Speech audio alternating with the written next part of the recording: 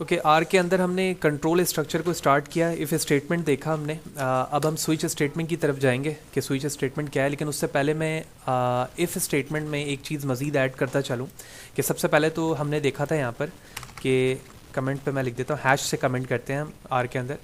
तो मैंने यहाँ पे लिखा इफ़ स्टेटमेंट्स, ठीक है, और साथ ही साथ मैं इफ़ फैमिली भी लिख रहा हूँ ताकि आपको तमाम पैटर्न याद रहे। अच्छा, इसके बाद आर हमें प्रोवाइड करता है एक मेथड या फंक्शन जिसको हम कहते हैं इफ़ एल्स फंक्शन, ठीक है। तो ये इफ़ एल्स फंक्शन एक्चुअली वही काम करता है जो अभी मैंने तमाम स्पेसिफिकली यहाँ पर अलग अलग इफ़ स्टेटमेंट्स बना कर की है, ठीक है। तो इफ़ स्टेटमेंट किस तरह से काम करेगा और ये किस लेवल के लिए या किस प्रॉब्लम के लिए यूज़फुल है। तो हमने डेटा स्ट्रक्चर में पहला डेटा स्ट्रक्चर पढ़ा था वेक्टर, जिसमें combination of the same data types के वन डायमेंशनल वैल्यू होती है। तो ऐसे कलेक्शन ऑफ वैल्यूज़ को हैंडल करने के लिए अगर आप इफ़ स्टेटमेंट यूज़ करोगे तो उसको टैकल करना, एक एक वैल्यू को हैंडल बड़ा मुश्किल होता है, क्योंकि एक वक्त में हम एक ही कंडीशन लिखते हैं। वो एक अलग बात है कि लॉजिकल ऑपरेटर के साथ आप मल्टीपल कंडीशन लिखें, लेकिन जब आप वेक्टर से एक वैल्यू को हैंडल करोगे, उसकी तमाम वैल्यू को, तो उसके लिए इफ़ एल्स फंक्शन बड़ा यूज़फुल किरदार अदा करेगा। कैसे? मैं एक एज के नाम से एक वेक्टर क्रिएट करता हूं। तो मैंने कुछ यहां पर एज लिखे हैं,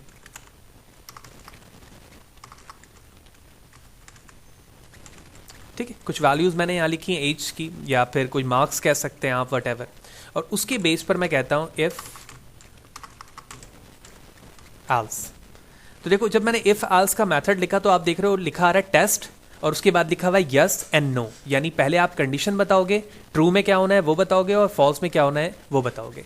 just for the assumption and understanding मैं ये कहता हूँ कि जो एज वेरिएबल है ना हमारे पास, उस एज वेरिएबल के अंदर जब मैं उस नंबर्स को डिवाइड करूँ 2 से, और उसका मॉड अगर 0 के बराबर आ जाए, तो मॉड से मुराद ये रिमाइंडर वैल्यू 0 के बराबर आ जाए तो मैं यस प्रिंट करा दूँ, वगरना नो प्रिंट करा दूँ, ठीक है। तो इसके लिए मैंने लिखा यहाँ पर एज, ठीक है, उसके बाद percent of 2 then equal sine 0, ठीक है। ये हमारी कंडीशन हो गई। इस कंडीशन के बाद मैं इन्वर्टेड कॉमा में लिखूंगा ट्रू कंडीशन, वट एवर जो भी आप चाहते हो यहाँ पर डिस्प्ले करवा सकते हो, और फिर मैंने यहाँ पे लिखा नो, दैट्स इट। उसके बाद मैंने इन दोनों लाइनों को सेलेक्ट करके एग्जीक्यूट कर दिया, and you can easily observe that कि इन दोनों कोड्स के जरिए से यहाँ पर yes no and yes no के वो स्टेटमेंट्स प्रिंट हो गए जो मैंने यहाँ करवाया। तो अब लॉजिकली आप देखें कि जब मैंने इफ स्टेटमेंट को यूज़ किया था तो वहाँ पर एक वेरिएबल यूज़ किया था। अब हो क्या रहा है कि इस वेक्टर के अंदर मौजूद जो 7th वैल्यू हैं, उन 7th वैल्यू को इंडिविजुअली वेरिएबल एज के जरिए से लिया जा रहा है, 2 से डिवाइड किया जा रहा है, और रिमाइंडर की जो भी वैल्यू 0 के बराबर आ रही है जहाँ पर उसको यस पे प्रिंट कर रहा है, और जिसकी रिमाइंडर की वैल्यू 0 नहीं आ रही है, इसके अलावा कुछ भी आ रही है यानी 1 आ रही है, तो उसकी जगह वो नो प्रिंट करता जा रहा है, और सो ऑन आगे वैल्यूज़ को लेके जा रहा है। तो होपफुली ये बात क्लियर होगी कि इफ़ एल्स हम ऐसी जगह पर इस्तेमाल कर सकते हैं जहाँ पर कलेक्शन ऑफ वैल्यूज़ हो और हम उसको एक साथ टैकल करना चाह रहा हूँ, जैसे मैंने यहाँ पर करके दिखाया। अब हम वापस चलेंगे अपने स्लाइड पे। तो सबसे पहले हमने कंट्रोल स्टेटमेंट्स में प्रीवियस सेशन पे इफ स्टेटमेंट देखा, और अभी मैंने इफ एल्स फंक्शन भी बता दिया आपको। अब हम स्विच केसेस देखते हैं कि स्विच केसेस क्या है। तो स्विच केस को सबसे पहले थ्योरेटिकली आसान वर्डिंग के जरिए से हम समझते हैं और इसका फ्लो देखते हैं। तो a switch statement allows a variable to be tested for equality against a list of the values, यानी अगर हमारे पास लिस्ट ऑफ द वैल्यूज़ हैं और उसमें हम इक्वालिटीज़ के रिस्पेक्ट से कोई डिसीजन लेना चाहते हैं, जैसे फॉर एग्जांपल हमारे पास मार्क्स हैं या परसेंटेज है किसी स्टूडेंट की, और हम कहते हैं कि अगर उसकी परसेंटेज 70 है तो ये, 80 है तो ये डिसीजन लो, 90 है तो ये लो, 60 है तो ये लो। तो इक्वालिटी के बिहाफ पर, यानी जब वैल्यू ट्रू हो जाएगी तो आपने क्या डिसीजन परफॉर्म करवाना है, उसके लिए हम स्विच केस का इस्तेमाल करेंगे। Each value is called a case. हर एक वैल्यू क्या कहलाती है? केस कहलाती है, यानी जहाँ पर हमारा इफ स्टेटमेंट जिस तरह से ट्रू होता था, बिल्कुल इसी तरह से केसेस में भी हमारी कोई कंडीशन ट्रू हो रही होगी।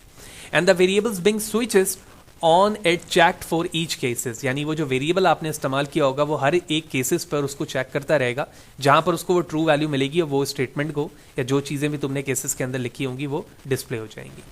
तो जिसका सेंटेक्स है, आप स्विच लिखते हैं, स्विच लिखने के बाद एक्सप्रेशन बताते हैं, यानी जिसके ज़रिए से आपने फंक्शनैलिटीज़ परफॉर्म करवाना है। उसके बाद आप डिफरेंट केसेस बनाते रहते हो, यानी फॉर एग्जांपल मैंने एक्सप्रेशन पे लिखा 3, तो इसका मतलब है केस नंबर 3, तो ये केस 1 है, ये केस 2 है और ये केस 3 है। तो ये चीज़ यहाँ टारगेट करेगी और जो भी चीज़ इसमें लिखी हुई होगी वो डिस्प्ले हो जाएगी। अब इस एक्सप्रेशन पे आप कैरेक्टर भी लिख सकते हो, कोई एक्सप्रेशन वाइज स्टेटमेंट लिख सकते हो, सिंपल नंबर्स लिख सकते हो एंड सो ऑन, डिफरेंट चीज़ें लिखी जा सकती हैं। तो एक्सप्रेशंस पे आप यहाँ देख रहे हैं एग्जीक्यूशन, अगर आप देखो तो जो भी एक्सप्रेशन लिखी है उस बेस पर आपका केस 1, केस 2, केस 3 जितने भी केसेस तुमने लिखे हुए हैं वो तमाम चल रहे हैं। और अगर कोई भी केसेस आपका सक्सेसफुली नहीं होता है तो आप एक लास्ट वाले एल्स वाली कंडीशन पे जाते हो जिसको डिफ़ॉल्ट कहा जाता है। और जस्ट फॉर द अंडरस्टैंडिंग इसकी सिमिलैरिटीज़ आप अगर एल्स इफ़ के ज़रिए से देखें तो लास्ट वाला जो हमारा है वो क्या होगा, एल्स होगा, और बाकी तमाम ये इफ़ एल्स होंगे। और फर्स्ट में जो होगा हमारा कंडीशन वो इफ़ का है। तो if else if and last हमारे पास एल्स है जो डिफ़ॉल्ट को करेगा। जब कोई भी कंडीशन ट्रू नहीं होगी तो जो भी डिफ़ॉल्ट में चीज़ें बताई गई होंगी वो चीज़ डिस्प्ले हो जाएगी। ये स्विच केस था। अब हम इससे प्रैक्टिकली देखते हैं कि इसके सिंटैक्स क्या होंगे और किस तरह से ये वर्क करेगा। तो आर स्टूडियो पे आते हैं और यहाँ पर आने के बाद मैं सबसे पहले डायरेक्टली इसे हम सॉल्व करते हैं by using any variable.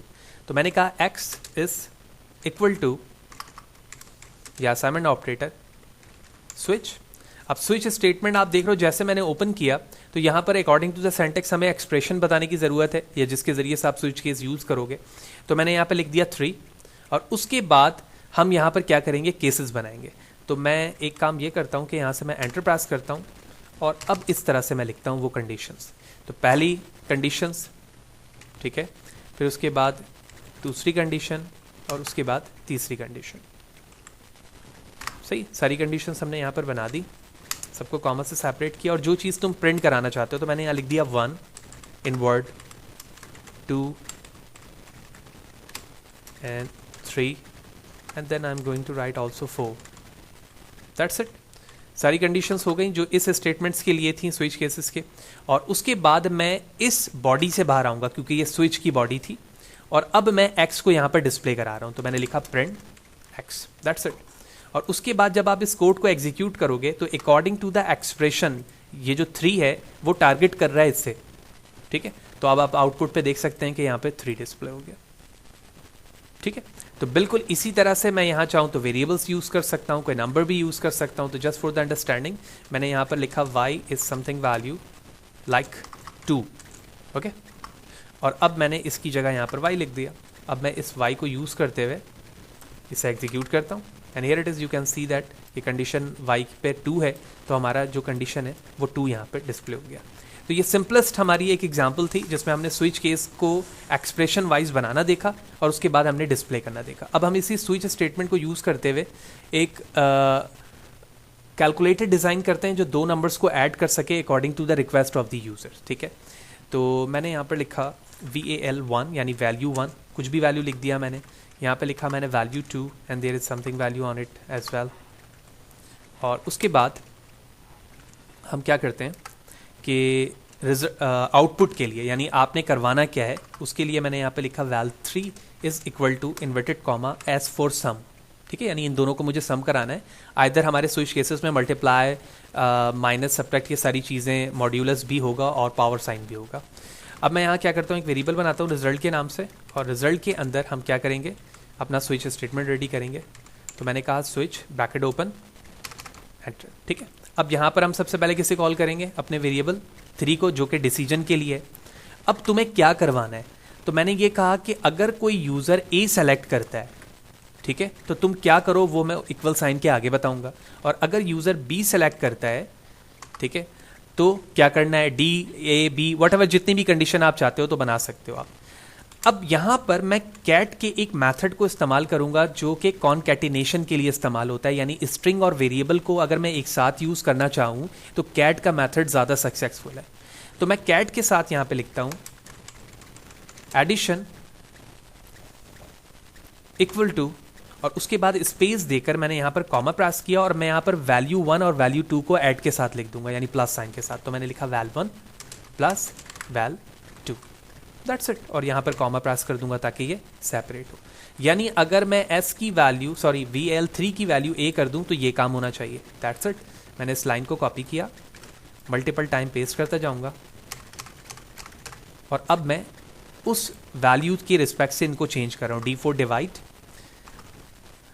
R D for divide नहीं, बल्कि हम पहले एस फॉर सब्ट्रैक्ट करते हैं, डी फॉर डिवाइड करते हैं, एम फॉर मल्टीप्लाई करते हैं और एम फॉर मॉड्यूलस करते हैं और पी फॉर पावर कर देते हैं। ठीक है, तो पावर के लिए मैं इस प्लस साइन की जगह कैप बनाऊंगा, मॉड्यूलस की जगह 2 time percent sine, multiply sine, divide and subtract.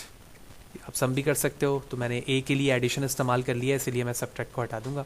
तो अब हमारे पास जो एस मौजूद है वो सब्ट्रैक्ट के लिए इस्तेमाल हो रहा है, नॉट ए। और ठीक है,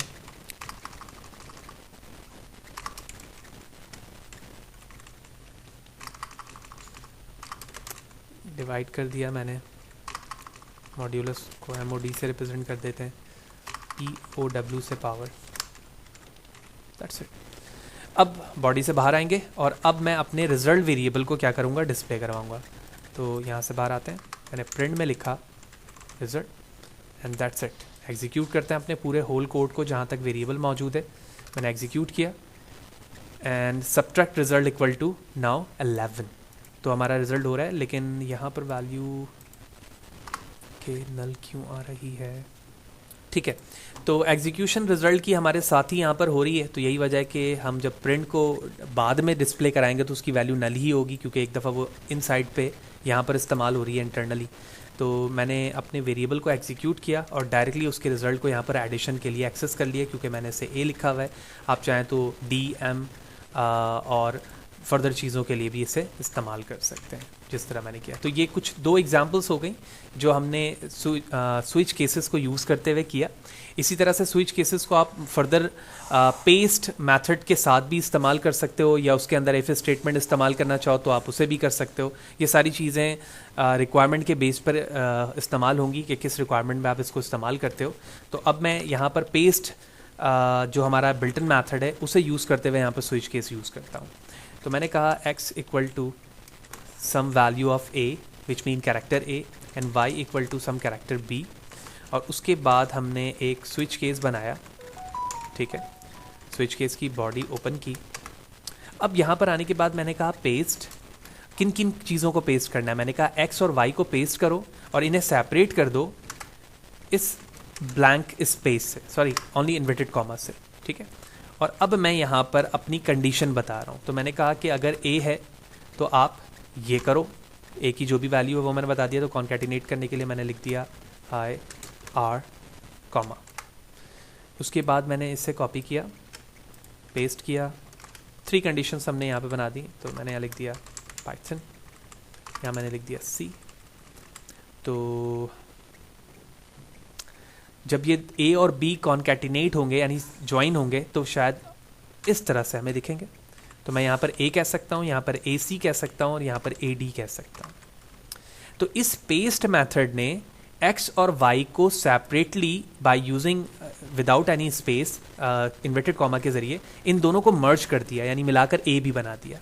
अब ए बी के बिहाफ पर मैं डिसीजन ले रहा हूँ कि अगर ए बी है हमारे इस वेरिएबल में तो तुम ये वाली चीज़ डिस्प्ले कर दो। अब मैं बाहर आता हूँ, मैंने प्रिंट के अंदर ए यूज़ किया और अब मैं अपने कोड को एग्जीक्यूट करता हूँ and here it is. You can observe that high Python लिखा है क्योंकि इस वक्त वैल्यू ए और बी की है जिसके बेस पे ये चीज़ प्रिंट हो गई।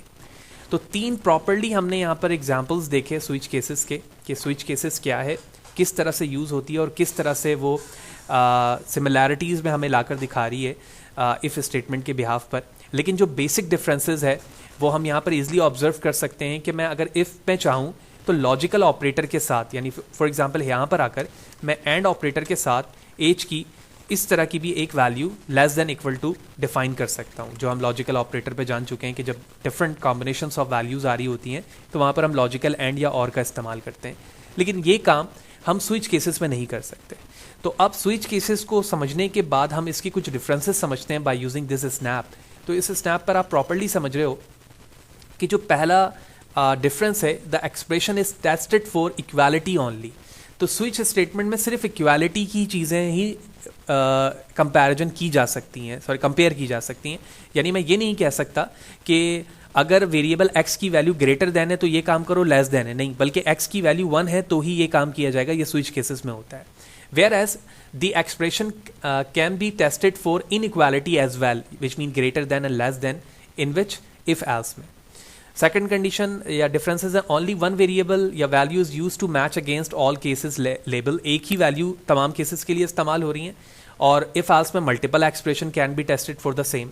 Switch case is not effective when checking for are range value. अगर मेरे पास रेंज वैल्यू है तो मैं वहां पर स्विच केस इस्तेमाल नहीं करूंगा, बल्कि बेटर यूज क्या है कि इफ एल्स इस्तेमाल किया जाए.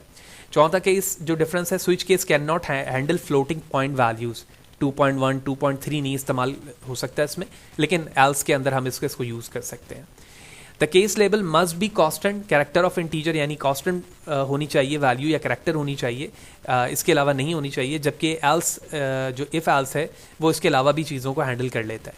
लास्ट डिफरेंस है, switch statement provide a better way to check a value against a number of constant where as it is not suitable for the number only. तो इस तरह से ये 6 डिफरेंसेस से हमें पता चला. और जो पहला डिफरेंस है वहीं पर हमें ये इन चीज़ों का अंदाज़ा हो रहा है कि जब हमारे पास रेंज में वैल्यू होती है और इनइक्वालिटीज़ यानी ग्रेटर देन लेस होती है तो वहाँ पर हम इफ स्टेटमेंट्स को इस्तेमाल करते हैं. और जब हमारे पास कांस्टेंट या कैरेक्टर वाइज वैल्यू इक्वालिटी के बेस पर हो, a equal to a 1 2 3 4 character a b c, तो वहाँ पर हम स्विच केसेस को इस्तेमाल करते हैं, जो हमने यहाँ पर करके देखा. तो 3 चीज़ें अभी तक हम यहाँ पर क्लियर कर चुके हैं कि इफ़ एल्स क्या चीज़ है, इफ़ एल्स फंक्शंस क्या है और स्विच केसेस क्या हैं, जिनके ज़रिए से हम अपने एग्जीक्यूशन ऑफ कोड को कंट्रोल कर सकते हैं. और ये इंपॉर्टेंट पार्ट था कंट्रोल स्ट्रक्चर का, जो हमने इस सेशंस के अंदर हैंडल किया. अब हम नेक्स्ट सेशन पे जाएंगे तो वहाँ पे देखेंगे कि लूप्स क्या हैं और कौन से 3 इंपॉर्टेंट लूप आर को सपोर्ट करते हैं और वो किस तरह से वर्क करते हैं, वो सारी चीज़ें जानेंगे.